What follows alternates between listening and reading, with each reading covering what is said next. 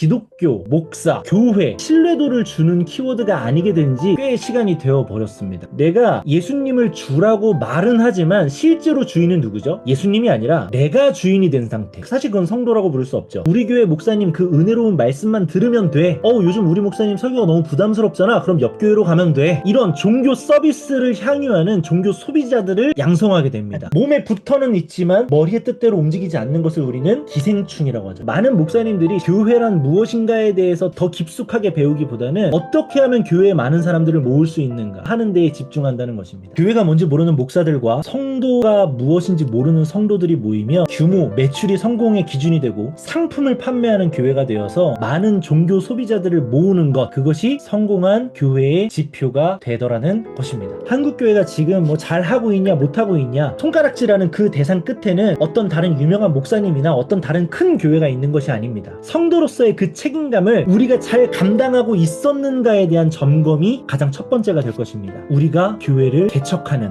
성도를 재생산하는 그 기능을 감당하는 성도로서 우리들의 삶의 교회를 개척합시다. 교회란 무엇인가?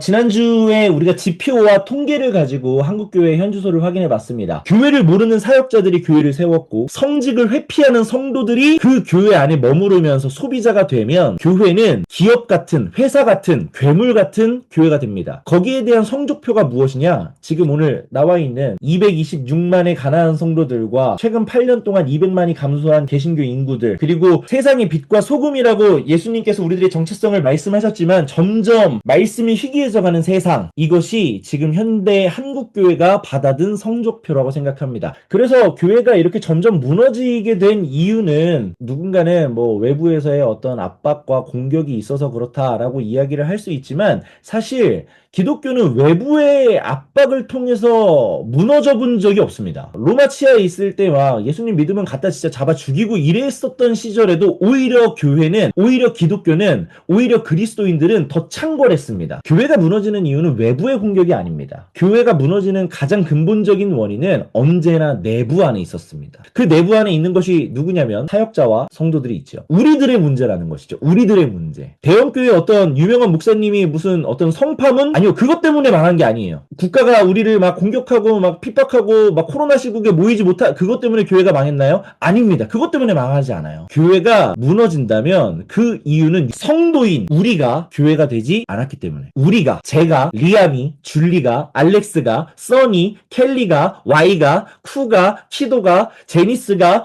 우리가 교회가 되면 됩니다. 바로 우리들이 교회를 세우는 데서부터 진정한 회복이 시작될 것이라고 믿는 여러분들이 모이셨다고 저는 믿습니다. 그래서 우리가 지난주에 마지막에 자, 우리가 교회를 세워봅시다 라고 하고 수업을 마쳤습니다. 그런데 어쩌면 우리는 교회를 오래 다녔으나 실제로 교회가 무엇인가에 대해서 고민은 그만큼 해보았는가, 그러지 않을 수도 있겠다는 생각이 들어서 두 번째 시간은 교회란 무엇인가 라는 주제로 하기로 마음을 먹었습니다. 여러분들은 교회를 뭐라고 생각하시나요? 여러분, 이게 휴대폰이거든요. 이거 휴대폰. 저는 아이폰을 씁니다. 아이폰. 여러분들 휴대폰 어떤 거 쓰시나요? 뭐 갤럭시 아니면 아이폰 요즘 많이 쓰시죠? 휴대폰의 기능이 뭐라고 생각하시나요? 요즘 많은 것들이 되죠. 휴대폰으로 인터넷도 되고요, 쇼핑도 되고요, 알람도 되고, 카메라도 되고, 인터넷도 되고, 되게 다양한 것들이 됩니다. 굉장히 많은 것들이 되는데 이 휴대폰에 절대로 변하면 안 되는 기능이 무엇일까요? 이걸로 뭐가 돼야 되냐면 전화가 돼야 돼요. 전화. 이 휴대폰의 정체성이기 때문입니다. 그래서 이 휴대폰을 통해서 정말 뭐 요즘 게임도 되고 인터넷도 되고 쇼핑도 되고 다 되는 근데 전화가 안 되면, 여러분 전화 안 되는 휴대폰을 들고 다니시는 분 혹시 있으신가요? 이렇게 서브폰이라고 해가지고 들고 다니시는 분들 종종 이렇게 보긴 하는데요. 보통 일반적인 경우는 전화 안 되는 휴대폰을 주머니나 가방에 넣고 다니시는 분들이 많이 없을 겁니다. 그러면 전화 안 되는 휴대폰 보통 집에 어디에 있죠? 서랍 어딘가에 이렇게 박혀 있든지 아니면은 뭐 당근으로 팔아버리든 전화 안 되는 휴대폰은 가지고 다니지 않습니다. 왜냐하면 휴대전화로서의 정체성이 상실되었기 때문이죠. 카메라도 화면도 디자인도 완벽한 최신 최신 스마트폰이라고 해도요, 전화가 안 된다면 우리는 이것을 전화기, 휴대폰이라고 부를 수 없습니다. 휴대폰을 휴대폰으로 만드는 것은 어떤 디자인에 달려있는 것이 아니고 혹은 여러 가지 기능에 달려있는 것이 아니고 전화가 된다, 이걸 해가지고 번호 눌러서 제가 토리에게 전화하고 토부에게 전화하고 썬에게 전화하고, 이게 돼야 전화기인 거예요. 이거는 펜입니다. 펜. 자, 펜의 기능은요, 이 잉크가 나와서 제가 뭔가 그리거나 기록할 수 있도록 하는 것이 이 펜의 기능입니다. 그런데 이게요, 어느 날 잉크가 말라서 안 나오든지 잉크가 다 떨어져서 안 나와요. 그럼 어떻게 되죠? 버리는 거예요. 잉크를 재충전하든지, 근데 재충전할 수도 없게 되면요, 그렇게 고장 나잖아요. 그럼 버려지는 겁니다. 하나님이 우리를 세상에 소금으로 정체성을 주셨는데 짠맛을 내지 못하면 밖에 버려져 밟힌다고 하셨잖아요. 기능을 다하지 못하는 교회는 세상 속에서 진리를 전하다가 핍박당하는 것이 아니라 제 역할을 하지 못하기 때문에 그 정체성을 상실하고 손가락질 받는 존재가 될 수밖에 없습니다. 지금 현 시대에 건물이 화려하지 않아도 된다라고 생각하는 조직 중에 가장 대표적으로 생각하는 게 병원과 교회. 우리나라가 유독 병원 건물이 삐까번쩍하잖아요. 교회를 한번 보겠습니다. 교회가요, 건물과 어떤 형태가 굉장히 멋지게 있습니다. 그런데 그곳에서 성도의 재생산이라는 교회의 기능, 하나님 나라 확장, 성도의 재생산, 거듭난 성도들이 계속돼서 재생산돼서 이 세상 가운데 하나님의 나라가 점차적으로 더 확장되는, 언제까지? 예수님 다시 오시는 그날까지, 그 지상 대명령의 제자화와 성도의 재생산이 이루어지지 않는, 형태는 있지만 기능하지 못하는 교회가 있다면 우리는 그 교회를 교회라고 부를 수 있을까요? 전화가 안 되는 휴대폰을 전화기라고 부를 수 있을까요? 글이 써지지 않는 펜을 펜이라고 부를 수 있을까요? 기능하지 않는 교회를 교회라고 부를 수 있을 것인가?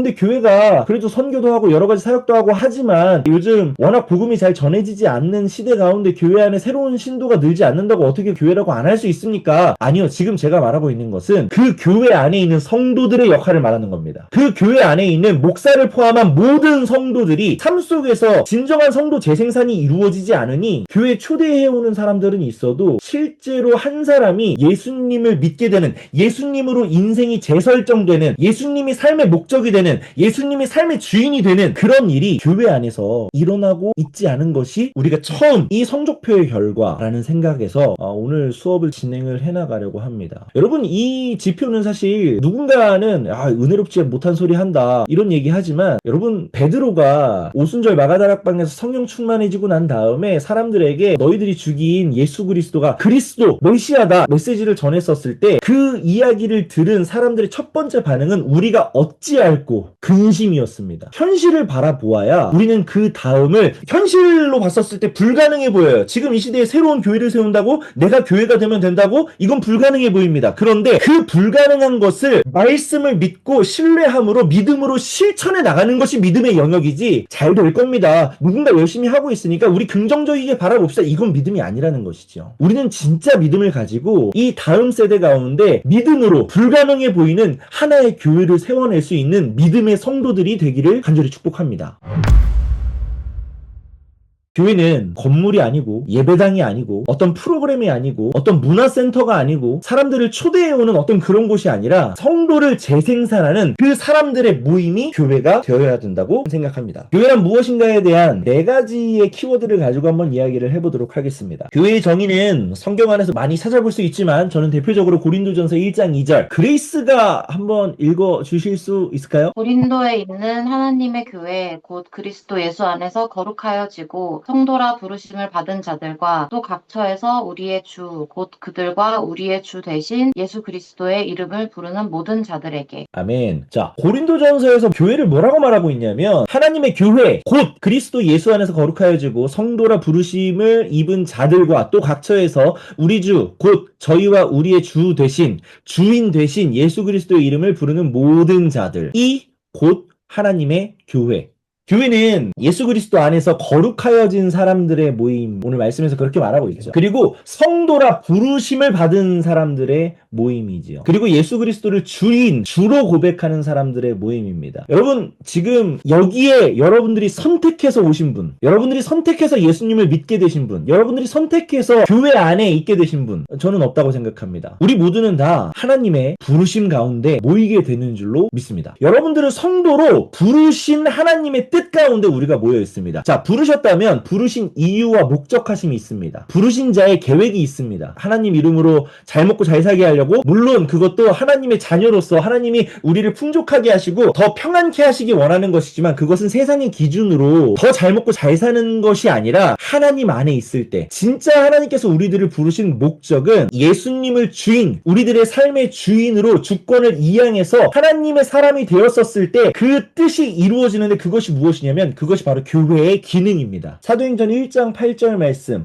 우리 그레이스가 한 번만 더 읽어주세요. 오직 성령이 너희에게 임하시면 너희가 권능을 받고 예루살렘과 온 유대와 사마리아와 땅끝까지 이르러 내 증인이 되리라 하시니라. 땅끝까지 이르러 예수님의 증인이 되는 것, 그리고 말씀을 가르쳐 지키게 하는 교사로서의 역할을 감당하는 것, 즉 성도의 재생산을 통해서 세계가 복음화되는 것, 하나님의 이름이 땅끝까지 전해지는 것, 예수님이 증거되는 것, 그것이 예수님께서 이 땅 가운데 성령을 보내시면서 교회를 세우신 목적이라고 생각합니다. 성도의 재생산. 예수님 믿는 사람이 나를 통해서, 나와 같은 하나님을 사랑하는 사람들이 모여있는 공동체를 통해서 예수님을 알게 되고 믿게 되고 사랑하게 되고 주권을 하나님께 넘기게 되는 사람들이 계속적으로 재생산되는 것, 그것이 바로 교회의 기능이지요. 그런데 그것을 어떤 힘으로 할 수 있느냐? 자, 1장 8절 한 번만 다시 읽어주시겠어요, 그레이스? 오직 성령이 너희에게 임하시면 너희가 권능을 받고 자, 예루살렘과 여기까지. 성령이 임하시면 권능을 받고, 성령 충만으로 권능을 입어야지만 우리가 그 기능을 감당할 수 있습니다. 내가 말씀을 읽었어요. 말씀을 읽으면 성경 말씀에서는요, 우리한테 명령하시는 것들이 있습니다. 근데 그 명령대로, 하나님의 뜻대로, 하나님의 계획대로 내가 살려고 노력하다 보면은 그게 안 되더라는 거예요. 내가 누구를 좀 사랑해봐야지? 사랑이 안 돼요. 내가 누구를 좀 품어줘봐야지? 품는 게 안 돼요. 내 남편도 못 사랑하고 내 아내도 못 사랑해요. 내 이웃은 이게 사랑이 안 되는 거예요. 그러면 심령이 가난해지는 거죠. 아, 안 되는구나. 내 안에서 선한 것이 단 하나도 나오는 게 없구나. 내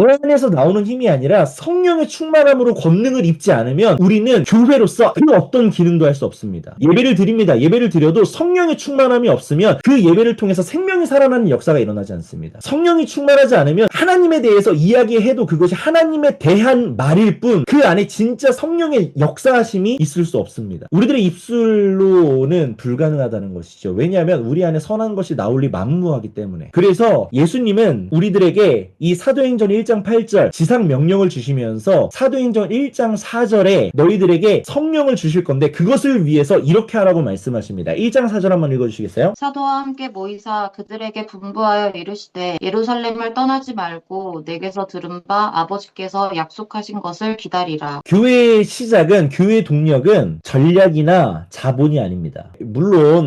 물론 역 바로 앞에다가 종교부지 얻어서 건물을 쫙 올려놓으면 사람들이 모일 거예요. 그런데 그것으로 진짜 예수님을 믿게 되고 사랑하게 되는 성도가 생기는 것이 아니라 오히려 소비자들이 많이 모일 확률이 높습니다. 건물에 달려있는 것이 아닙니다. 유명한 목사님 한 분에게 달려있는 것이 아니라 교회로서 기능하는 성도 한 사람이 있을 때 진짜 거듭나게 되는, 진짜 성도의 재생산이 일어나는데, 그것이 성령 충만이 있어야지만 가능하다는 것이죠. 그래서 첫 명령은 기다리라, 성령이 오실 때까지 기다리라 였다는 것이죠. 자, 그 교회가 회복되는 그 주체, 교회가 기능하는 그 주체가 무엇인가? 바로 성령과 함께 우리 사도행전 8장 3절 말씀으로 한 번 더 읽어보도록 하겠습니다. 사울이 교회를 전멸할세 각 집에 들어가 남녀를 끌어다가 옥에 넘기니라. 우리 사울 형님이 그 당시에 교회를 어떻게 하면 무너뜨릴 수 있을까? 얘네들 어떻게 하면은 이제 못 모이게 할 수 있을까? 했었을 때 사울이 했었던 일은 교회 건물을 무너뜨리는 것이 아니었습니다. 어떤 제도를 만들어서 교회를 공격하는 것이 아니었습니다. 교회인 성도를 잡아 가두고 죽이는 일을 했습니다. 왜냐하면 성령님이 건물을 통해서 역사하시는 것이 아니고 조직과 시스템으로 역사하시는 것이 아니라 거듭난 한 사람, 성령 충만한 한 사람, 권능 입은 한 사람을 통해서 교회의 기능을 하게 하시기 때문에. 그러니까 여러분들이 지금 다니고 계신 교회 혹은 현 시대 안에 있는 수많은 교회가 기능하지 못하는 것 같아요. 이런 성적표 나오는 것 같아요. 이제 세상이 교회를 염려하고 세상이 교회를 걱정하는 수준에 이른 것 같습니다. 이거 너무 문제 있는 거 아닌가요? 자, 여기에 있어서 주체가 무엇이냐면, 누가 잘못해서 그런 거냐면요, 우리라는 거예요. 우리가 교회의 기능을, 우리가 성도로서 성도 재생산하는 그 교회의 기능을 감당하지 않았기 때문에. 나는 그냥 열심히 직장생활 하면서 열심히 돈 벌어서 헌금 열심히 하고 그렇게 하면 그 일은 교회에서 사역자분들이 하는 거니까 라고 우리가 회피해버린 그것 때문에 교회가 지금 이런 성적표를 얻게 되었다. 그리고 목사님들이, 사역자들이 그렇게 교회에서 가르쳐 왔기 때문에 성도들이 세상 세상 속에서 빛과 소금의 역할을 감당하는 것이 아니라 교회에 와서 주어진 봉사와 헌신을 잘 하면 그것으로 거듭났다, 그것으로 천국 갈 수 있다, 그것으로 너의 신앙이 좋다라고 인정해 왔기 때문에 교회가 이제 지금 이런 성적표를 들게 되지 않았나. 자, 그렇다면 지금 이 시대에 있어서 교회가 회복될 수 있는 방법은 무엇인가요? 단순합니다. 우리가 교회를 세우는 성도로서의 성도 재생산이라는 기능을 감당하기 시작하면 됩니다.